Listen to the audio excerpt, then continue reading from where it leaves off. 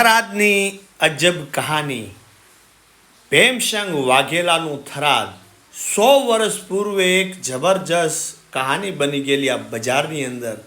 કહેવાય છે કે હોનાની આહડી પહેરાવી અને બકરીને આ બજારમાં વેતી કરી સવારથી સાંજ સુધી બકરી સોનાની આહડી પહેરીને બજારમાં ફરી હશે અને ચરી હશે.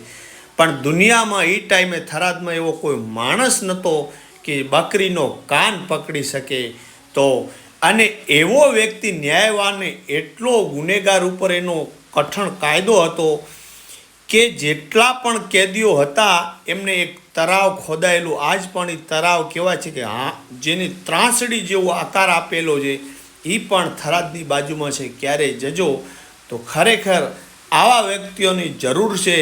જેવા રાજા એવી પ્રજા, ખરેખર ધન્ય છે. આવા માણસને જેટલા વંદન કરીએ તેટલા